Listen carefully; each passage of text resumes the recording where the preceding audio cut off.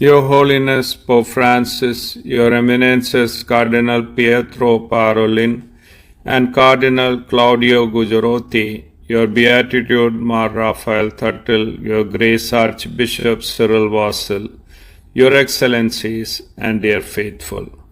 I am Reji Elamatha, President of Mtns, an organization that represents the laity. Today, I stand before you to bring to light some pressing issues within the Ernakulam Angamali Archeparchy. It is with a heavy heart that I may address the troubling disobedience and anarchy of the majority of priests in this archeparchy.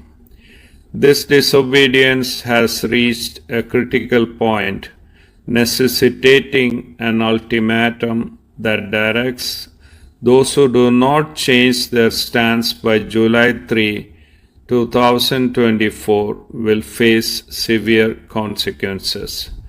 This directive, issued by Major Archbishop Mar Raphael Thuttle and the Apostolic Administrator of Ernakulam Angamali Archeparchy, Mar Bosco Puthur, was detailed in a joint circular dated June 9, 2024. The joint circular reflects a decision made by the Permanent Synod of Syro-Malabar Church in Rome on May 15, 2024, under the direction of His Holiness Pope Francis. This authority, vested in the highest echelons of the Church, is paramount.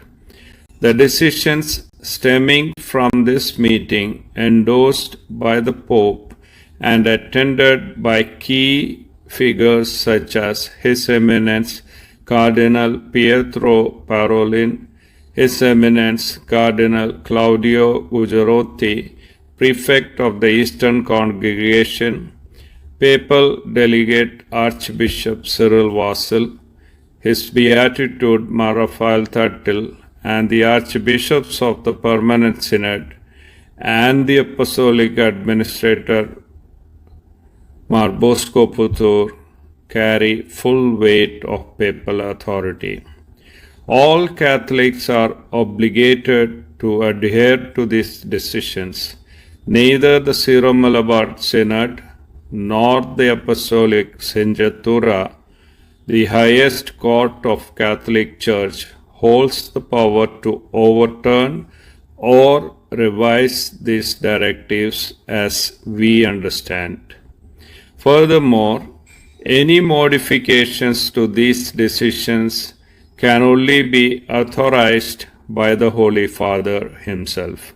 Firstly, we understand that the decisions made during the high-level meeting on May 15, 2024 in Vatican were not intended for release as part of the Synod's decisions on May 14, 2024, nor were they supposed to be approved by the Synod.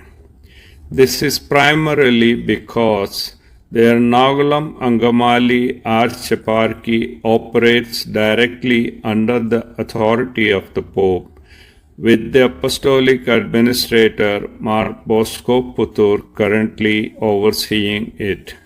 Unless changed by Vatican, any circular related to this should rightly come from His Beatitude Mar Raphael Thuttle, the head of the Syro-Malabar Church, and the Apostolic Administrator Mar Bosco Puthur, rather than from the Synod. Hence, this circular holds validity and is binding specifically for members of the Ernakulam Angamali Archeparchy. The joint circular dated June 9, 2024 states that as of July 3, 2024, all priests are directed to celebrate the unified mode of Qurbana, and anyone who do not comply shall not be in the communion of the Catholic Church, implying that penal actions shall follow.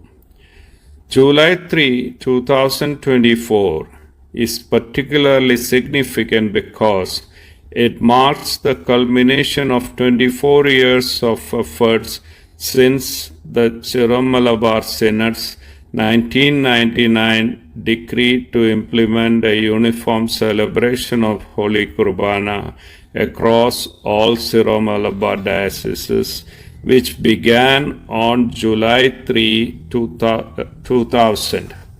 The current punitive measures are a culmination of these long-standing efforts, demonstrating patience and a willingness to forgive.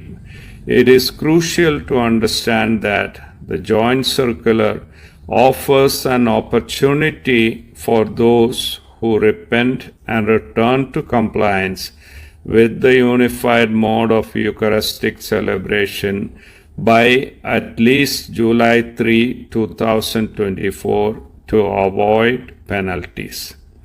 This approach aligns with the Pope Francis' stance expressed on May 13, 2024, welcoming repentant individuals back into the fold, akin to the prodigal son's return. In his address to the Syro-Malabar Church, Pope Francis emphasized the need for repentant leaders to cease spreading misinformation and leading thousands astray who remain uninformed. It is incumbent upon all those who cherish the Church to guide them back under the authority of the Pope. This is a call for action, stressing that the Syro-Malabar Church cannot sustain itself without adherence to episcopal authority. The circular was supposed to be read in all parishes and centers on June 16. However, the dissenting priests deliberately did not read it, claiming that the circular had no validity and was not approved by the Synod. They failed to acknowledge that the circular contains directives and instructions from the Holy See, which the Synod has no authority to alter. The priests deliberately misled and misinterpreted the circular, giving no regard to the Pope's directives. Meanwhile, it is shocking to learn that 3 bishops of the Syro-Malabar Synod are engaged in compromising talks with the dissenting priests and their associates. We are not aware whether such talks are blessed by the major archbishop and or in the knowledge of the Holy See. And if it is not, it will bypass and overrule the directives issued by His Holiness Pope Francis and the Holy See on May 15, 2024. It is also dubious that the leader of the rebel priests, Father Kyriakos Mundaden, has made statements to the media claiming that the priests of Ernakulam Angamali Archeparchy will leave the Syro-Malabar Church after July 3, 2024 if their demands are not met. He stated that they would form a church outside the Syro-Malabar Church but within the Catholic communion. He seems to think that the lay faithful are foolish enough to believe this.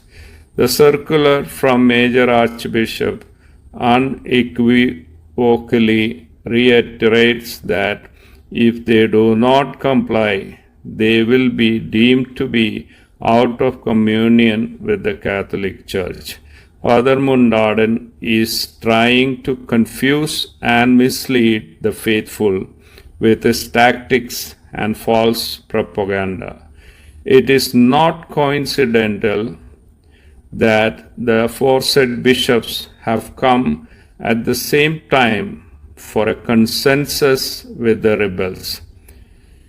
We, the faithful who stand with the Pope and the Holy See, believe that something dubious and unecclesiastical is happening in collusion with the rebel forces to sabotage the directives of the Holy See.